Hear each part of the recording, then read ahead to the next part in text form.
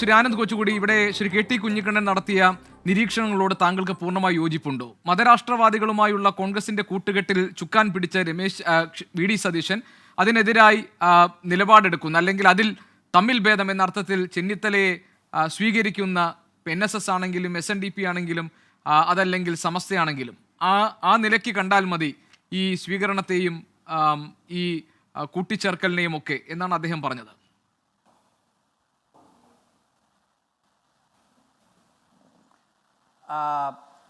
ശ്രീ ഗോപികൃഷ്ണൻ, ഞാൻ ശ്രീ കുഞ്ഞിക്കണ്ണൻ സഖാവിൻ്റെ വാദങ്ങളെ ഖണ്ഡിക്കാൻ ഞാൻ താല്പര്യപ്പെടുന്നില്ല. കാരണം അദ്ദേഹത്തിൻ്റെ രാഷ്ട്രീയം പറയുകയാണ്, അത് CPM-ൻ്റെ രാഷ്ട്രീയമാണ്. ഞാൻ പറയുന്നത് ഒരു നിഷ്പക്ഷ പ്രതലത്തിൽ നിന്നുകൊണ്ടാണ്. അപ്പോൾ ഞാൻ അതിനെ വേറൊരു തരത്തിൽ വിശകലനം ചെയ്യാം. അതായത് അല്ല, അതിനിടയിൽ ഒരു കാര്യം ചോദിക്കട്ടെ. അദ്ദേഹം പറഞ്ഞതിന് അദ്ദേഹം അവതരിപ്പിച്ച വാദങ്ങൾ യുക്തിഭദ്രമാണ് എന്ന അഭിപ്രായം താങ്കൾക്കുണ്ട്. ഇപ്പൊ താങ്കൾ പറഞ്ഞു അദ്ദേഹം ഒരു ഇടതുപക്ഷ പ്രതിനിധിയാണ്, സ്വാഭാവികമായും അദ്ദേഹത്തിൻ്റെതായ നിലപാട് തറയിൽ നിന്ന് ഈ കാര്യങ്ങൾ നിരീക്ഷിക്കാനും കഴിയും. അതുവരെ ഞാൻ സമ്മതിക്കുന്നു, അതിൽ യുക്തിയുണ്ട്. അദ്ദേഹം പറഞ്ഞ കാര്യങ്ങളെ താങ്കൾ ഖണ്ഡിക്കുന്നില്ല എന്ന് പറയുമ്പോൾ യുക്തിഭദ്രമായിരുന്നു അദ്ദേഹം അവതരിപ്പിച്ച വാദം എന്നർത്ഥമുണ്ടോ അതിന്? അല്ല, അത് ഞാൻ പറയുന്നത് CPM ഓരോ കാലഘട്ടത്തിലും ഓരോരുത്തരെ ഒരു അടിച്ചുകൊണ്ട് അവരെ എങ്ങനെയാണ് അവതരിപ്പിക്കുന്നത്. ഇപ്പോൾ ദേശാഭിമാനി എടുത്ത് രാവിലെ കാർട്ടൂൺ വരയ്ക്കുന്നത് നോക്കിയാൽ മതി. നമുക്കറിയാം, ഈ രമേശ് ചെന്നിത്തല എന്നല്ല, സംഘിത്തല എന്നാണ്. ഞാൻ ഈ ചർച്ചയിൽ 2016 മുതൽ 2021 വരെ പങ്കെടുത്ത 5 വർഷത്തിൽ CPM-ൻ്റെ എല്ലാ പ്രതിനിധികളും രമേശ് ചെന്നിത്തലയെ സംഘിത്തല, അദ്ദേഹത്തിന് മുണ്ടിനടിയിൽ കാക്കി നിക്കറാണ് എന്നാണ് പറഞ്ഞുകൊണ്ടിരുന്നത്.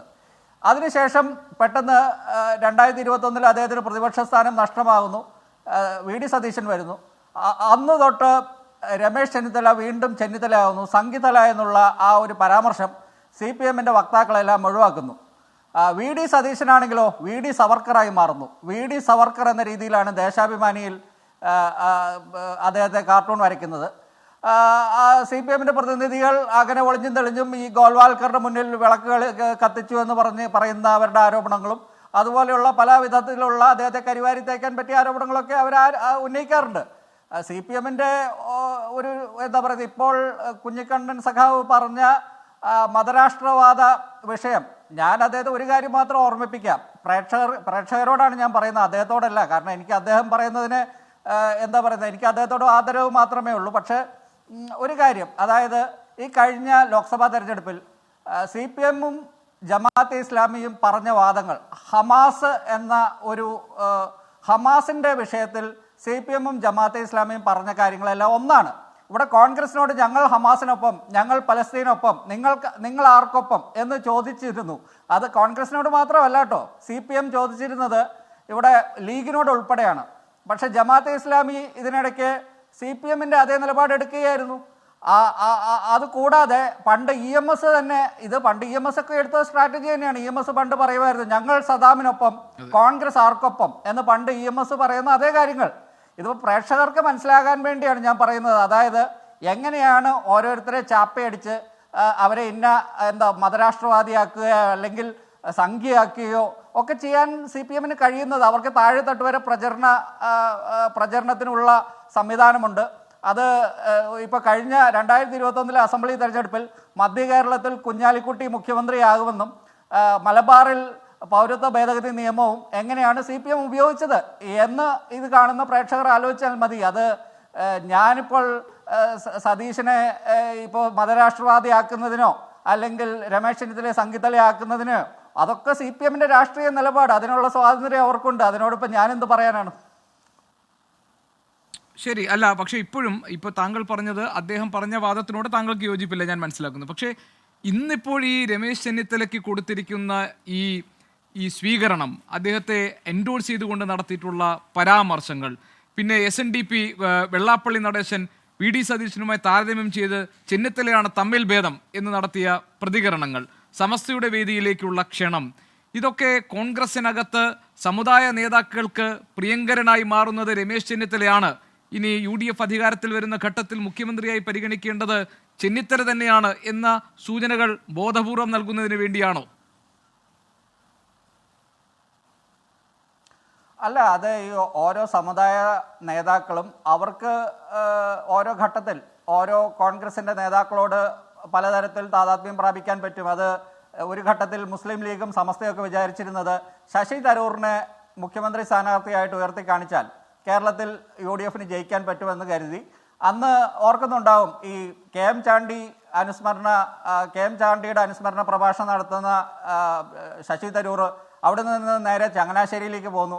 ചങ്ങനാശ്ശേരിയിൽ അദ്ദേഹം അവിടെ ബിഷപ്പ് ഹൗസിലും പോകുന്നു, ആർച്ച് ബിഷപ്പ് ഹൗസിലും പോകുന്നു. അതിനുശേഷം NSSന്റെ ആസ്ഥാനത്ത് പോകുന്നു. പിന്നെ അദ്ദേഹം തൃശ്ശൂർ പോകുന്നു. പിന്നെ അവിടെ നിന്ന് അദ്ദേഹം കോഴിക്കോട് പോകുന്നു, സമസ്തയുടെ പരിപാടിയിൽ പോകുന്നു. അങ്ങനെ ഒരു കാലഘട്ടം കഴിഞ്ഞ വർഷം ഇതേ സമയത്ത് നടക്കുന്നത് ഗോപികൃഷ്ണൻ ഓർമ്മയുണ്ടാവും. ഇപ്പോൾ രമേശ് ചെന്നിത്തലയ്ക്ക് വീണ്ടും ഒരു അംഗത്തിന് ബാല്യമുണ്ട് എന്ന് അദ്ദേഹവും അദ്ദേഹത്തിൻ്റെ കൂടെ നിൽക്കുന്ന ആൾക്കാരുമൊക്കെ അദ്ദേഹത്തെ വീണ്ടും ഉയർത്തി കാണിക്കാൻ ശ്രമിക്കുമ്പോൾ ഈ സമുദായ നേതാക്കളെല്ലാം വഴങ്ങിക്കൊടുക്കുന്നു. കാരണം ഇവർക്കെല്ലാം ഈ CPM എങ്ങനെയെങ്കിലും ഒന്ന് ഭരണത്തിൽ നിന്ന് മാറ്റി നിർത്തണമെന്നുണ്ട്. അതിപ്പോൾ ഏത് നേതാവിനെ കൊണ്ട് അതിന് കഴിയുമോ എന്നുള്ള ഒരു ചിന്തയായിരിക്കാം. ഇപ്പോൾ സുകുമാരൻ നായർക്ക് വ്യക്തിപരമായിട്ട് അദ്ദേഹത്തിന് എന്തുകൊണ്ടാണ് ഈ സർക്കാരിനെതിരെയും പിണറായി വിജയനെതിരെയും ഒരുപക്ഷെ അതിശക്തമായ ഭാഷയിൽ വിമർശനങ്ങൾ ഉന്നയിക്കുകയും ഈ സർക്കാരിനെതിരെ നിരന്തരം ആരോപണങ്ങൾ ഉന്നയിക്കുകയും പ്രതിപക്ഷത്ത് നിന്ന് കാര്യങ്ങൾ ഉയർത്തിക്കാട്ടുകയും ഒക്കെ ചെയ്യുന്ന VD സതീശൻ ഈ സമുദായ നേതാക്കൾക്ക് അനഭിമതനാകുന്നത് എന്തുകൊണ്ടാകാം?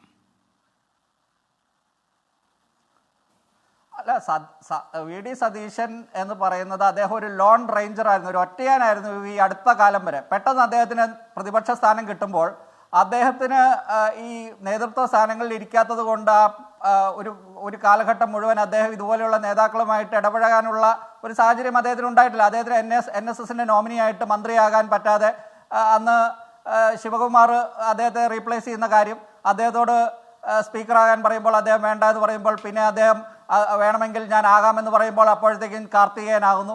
ആ ചരിത്രമൊക്കെ ഉണ്ട്. സതീശൻ എന്ന് പറയുന്ന ആൾ ഒരിക്കലും ഇവരുമായിട്ടൊന്നും അങ്ങനെ ബന്ധപ്പെടേണ്ട വന്ന ആളല്ല. പിന്നെ അദ്ദേഹം പറയാറുണ്ടല്ലോ, ഞാൻ തിണ്ണ നിരങ്ങുന്ന ആളല്ല, സമുദായ നേതാക്കളുടെ തിണ്ണ നിരങ്ങുന്ന ആളല്ല എന്ന് പറഞ്ഞ് ഒരു സെക്യുലറായിട്ട് നെഹ്റുവിയനായിട്ടുള്ള ഒരു കാഴ്ചപ്പാട് ഉയർത്തിപ്പിടിക്കാൻ ശ്രമിച്ചിട്ടുള്ള ഒരാളാണ് സതീശൻ.